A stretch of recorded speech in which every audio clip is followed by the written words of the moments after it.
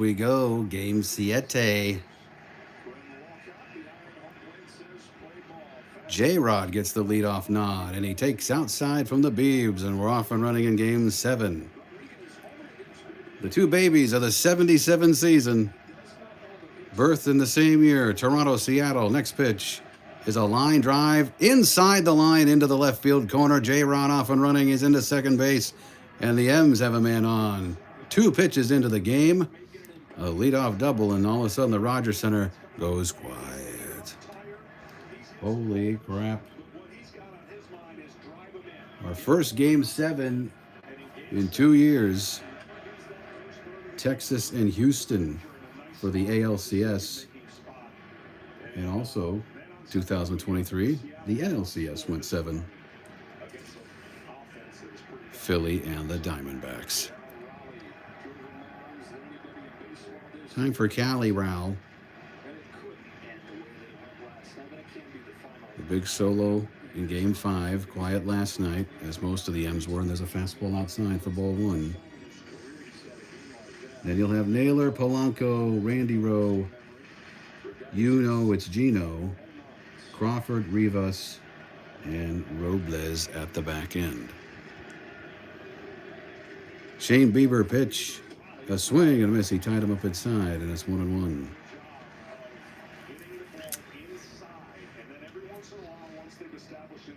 A 6-2 final last night. A throw to second base, and Rodriguez diving back in as the M's, the L column, or the E column, had more than the run column. 3 errors, 2 runs.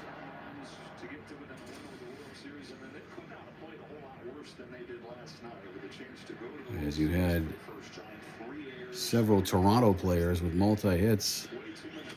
There's a slow chop, first base line, hugging the bag. That's a foul ball at the last second. Glad he gloved it, but it went into the running lane. And it holds at 1-2 on Mr. Raleigh. Yeah, Bieber. Game 3. 9K.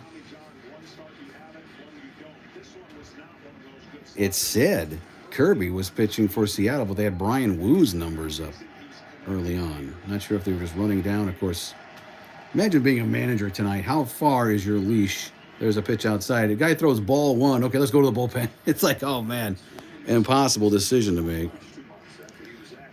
But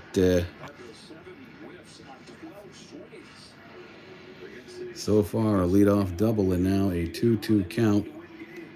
And Raleigh using his 10 seconds for station ID. They got the hard rock going over the loudspeaker as J-Rod takes his lead. Right-hander. Pitch. Downstairs on a bounce. And now he's another bad one away from putting the first 2 men on here. Naylor waiting on deck.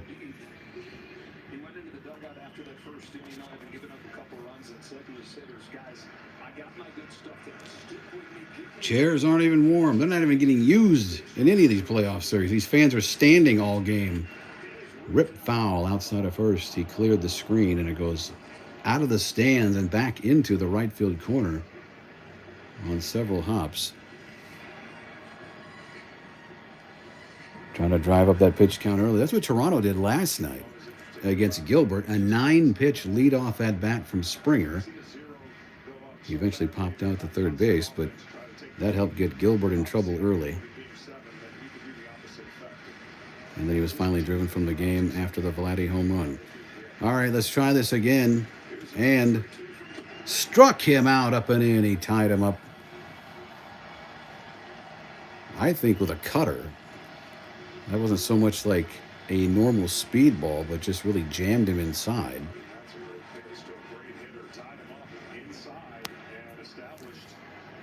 All right, Naylor, who's been very effective in this series, and even the prior one. Trying to bring home that leadoff double. Upstairs, barely for ball 1. Yeah, 2 years ago. The D-backs had to go back into Philly and win 2, which they did. 4-2 was the final of that Game 7. And then Texas wiped out Houston. Spin move towards second base. Final game 23, it was 11-4 Rangers. Got them into the World Series. Led to their first one ever in the win column. There's a foul ball. And of course, Seattle trying to get there for their first time ever after nearly 50 years in the league. So a Fister foul, Naylor a ball and a strike. 429 just in this series alone.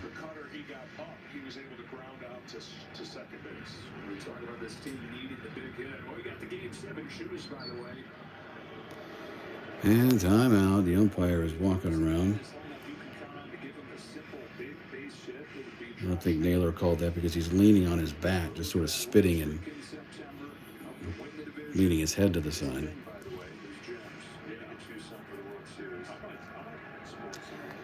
All right.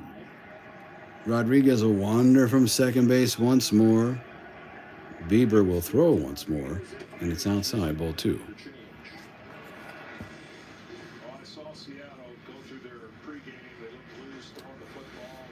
Toronto has never had, and they've been in a lot of playoff series over the years, a Game 7. Pitch upstairs.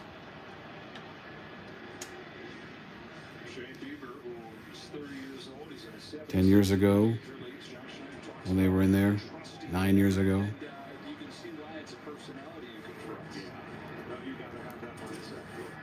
Back-to-back World Series titles. Ground ball right side, diving. It gets past Vladdy. Are they going to send the runner? J-Rod on his way around. Barger through. Can't get him. 1-0. Mariners crack the board first. Holy Jesus. So J-Rod inside the line, double left field.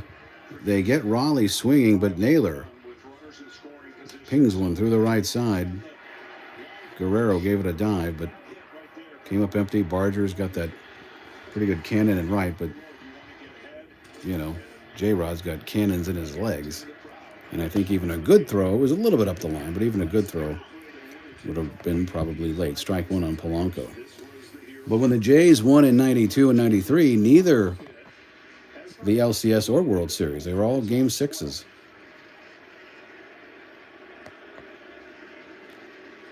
The 0-1, that's down and outside.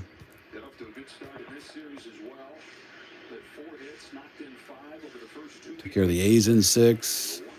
A year later, Chicago in 6 for the LCSs, and then against Atlanta and Philly, 92-93 World Series, 6 games. Pitch outside, 2-1.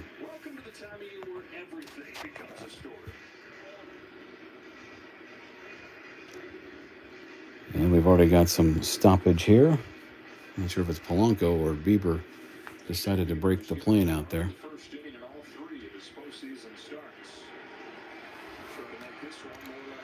Naylor barely a lead at first base, swishing those arms back and forth. And a floater barely on the outside corner. Polanco like, 2-2.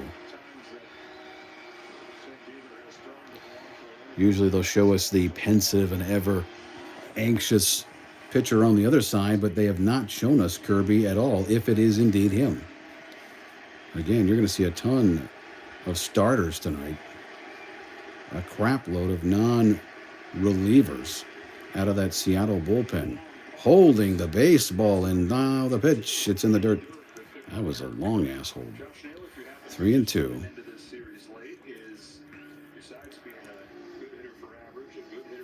If Toronto wanted to look at Bassett,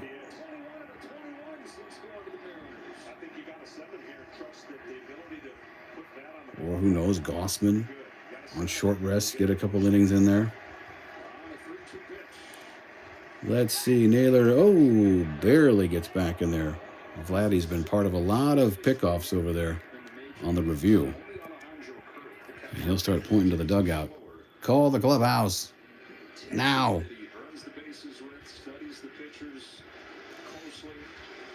Naylor, for a thicker guy, has pretty good speed. There's a slow chop towards short. Step on the bag. Look at that. It's Clement. Oh, he hit the runner. He hit the runner on the throw to first base. Is that going to be the end of the inning? The ball's still pinging around the mound. Somebody trying to pick it up. Clement crossed all the way over from third, stepped on the bag, went to do an unassisted double play, and then the ball pinged off of Naylor's helmet, maybe? They re-rack it for us, and he turned his back, doink, right in the back of his head, and the ball pogoed high above the mound. And Gibbons, of course, is out, or Schneider, Schneider's out there asking, is that interference? Naylor turned his body. I don't know if he was throwing his body into the ball or just trying to get out of the way. What the F? You don't need John Boy for that. What the F, says Bieber, screaming towards second base. And he pivoted into the air, turning his back. And now all 6 umpires, as they call the men in from the lines, trying to decide, what are we doing here? So Naylor, the runner, he's definitely forced out, but is Polanco also going to be called out at first base? And the umpires, much like the catchers and the pitching coaches, got their hands over their mouths trying to disguise what they despise. They cut to Naylor. He kind of raised his eyebrows to a teammate. Yeah, that's the way it goes.